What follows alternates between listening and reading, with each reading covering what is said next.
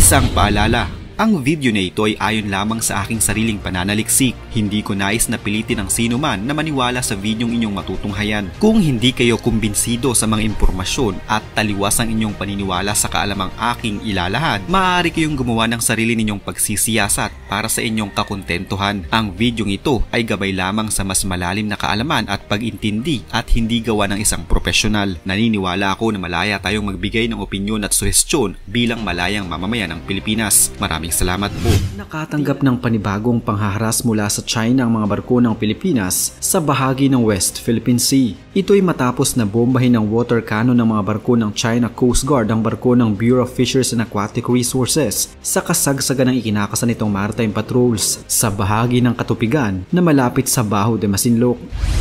Ayon kay PCG spokesperson for the West Philippine Sea, Commodore J. Tariela, noong isang araw naganap ang naturang insidente kung saan bago pa ito ay nagsagawa muna ng dangerous maneuvers at obstruction ng 4 na mga barko ng CCG at 6 na barko ng Chinese Maritime Militias. Sa ulat, direktang tinamaan ng water cannon ang starboard astern ng BFAR vessels. Bukod dito ay ginamitan din ng 2 barko ng CCG ng kanilang Jetstream water cannon ang mga barko ng PCG mula sa magkabilang gilid na nagdulot naman ng pinsala sa rehas at canopy ng naturang sasakyang pangdagat. Sa kabila ng panggigipit at mapanuksong aksyon ng Chinese Coast Guard, kapwa nanindigan ng PCG at BFAR vessels at ipinagpatuloy ang kanilang maritime patrol kasabay ng pagtiyak na hindi sila mapipigilan at magpapatuloy sa pagsasagawa ng kanilang mga lehitimong operasyon upang suportahan ang mga mangisdang Pilipino at matiyak ang kanilang kaligtasan.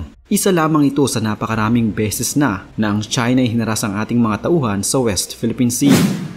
Sa pinakahuling pangharas ng China sa mga barko ng Pilipinas malapit sa Baho de Masinloc, hindi pa rin umano ito maituturing ng armed attack ayon kay J. Tariela. Kapareho lamang ito umano ng dati na kung saan gumamit lamang ng water cannon ng China upang bombahin ang Pilipinas. Subalit mas malakas umano ang pressure at buga ng tubig na ginamit ng China sa pagkakataong ito. Dagdag pa ni Tariela, fatal o maaaring ikamatay ng isang tao kung sakaling tamaan ito ng tubig mula sa kanyo ng China.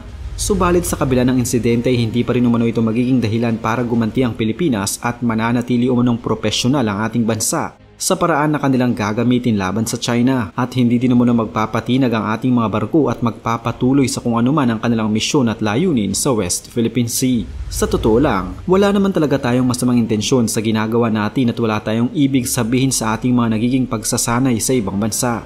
At lalong hindi natin ito ginagawa bilang paghahanda sa gagawin nating paghihiganti sa China. Pero si Xi Jinping, ang Pangulo ng China, tila mali ang pagkakaintindi nila dito at sinabing maging maingat umano tayo sa ating mga ginagawang mga hakbang, lalo pat seguridad ng ating bansa ang nakasalalay dito.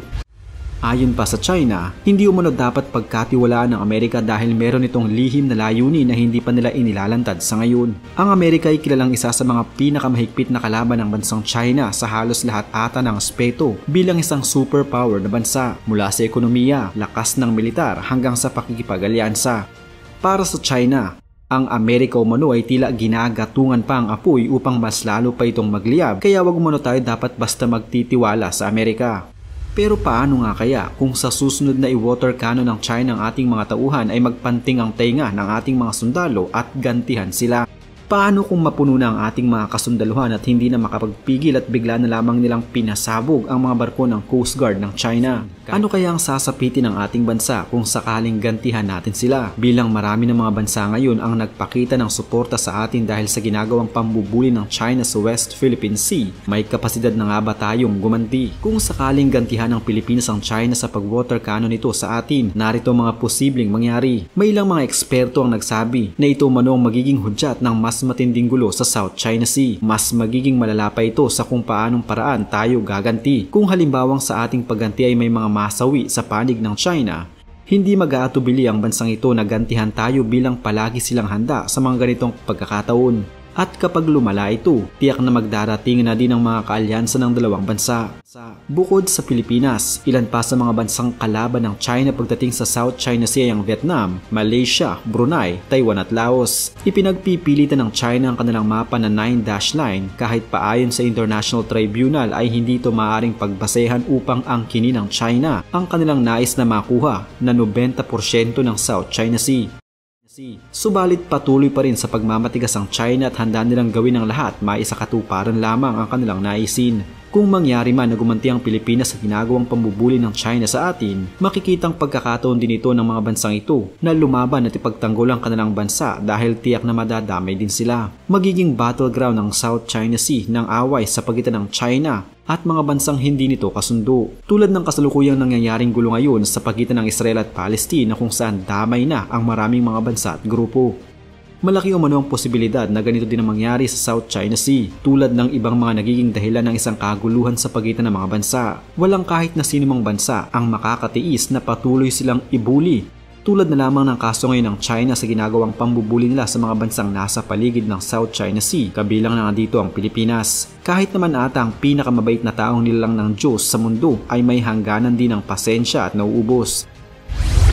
Kampante ang Pilipinas na maraming mga bansa ang sasaklolo sa atin, kabilang na dito ang Estados Unidos na kilalang pinakamalakas na bansa sa buong mundo. Sasaklolo sila dahil na din sa Mutual Defense Treaty sa pagitan nila at ng ating bansa. Tila tahimik pa din si Pangulong Ferdinand Marcos sa pinakahuling panghaharas ng China sa mga Pinoy sa West Philippine Sea na kung saan nasa 8 tauhan ng ating mga Philippine Navy ang malubhang nasugatan habang ang isa sa mga ito ay naputulan pa ng daliri. Ano nga bang klaseng paghahanda ang ginagawa sa ngayon ng Administrasyong Marcos at sa paanong paraan kaya bubuelta ang Pangulo bukod sa pagkondina sa nangyaring insidente? Sa kabila ng pagkondina ng Amerika at iba pang mga bansa, tila nananahimik pa rin ang Malacanang sa katatapos lamang na insidente ng panghaharas ng China sa mga tropa ng gobyerno sa West Philippine Sea.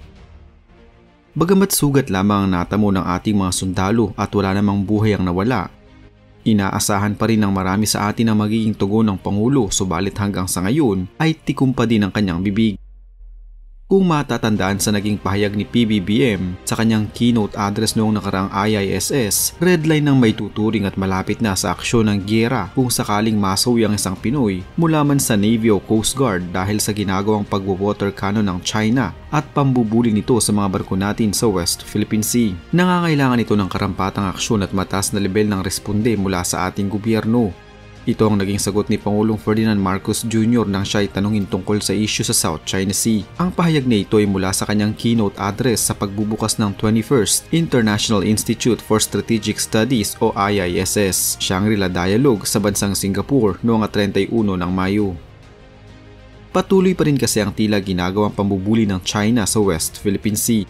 Coast Guard water cannons killed a Filipino sailor. Would that cross a red line? And then can you also give us a sense of what are the actions that would trigger a request from Manila to Washington to invoke the US-Philippines Mutual Defense Treaty? Thank you.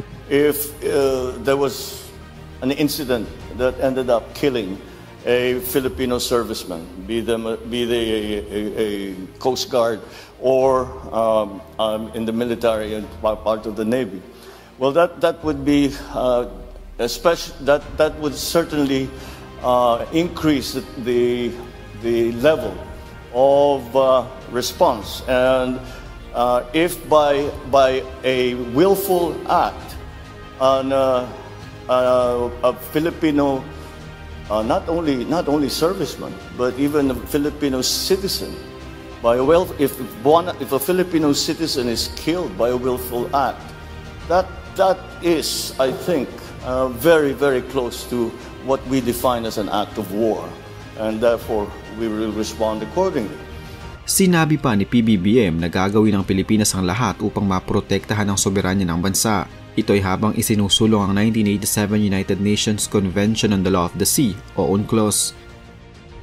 As President, I have sworn to this solemn commitment from the very first day that I took office. I do not intend to yield. Filipinos do not yield.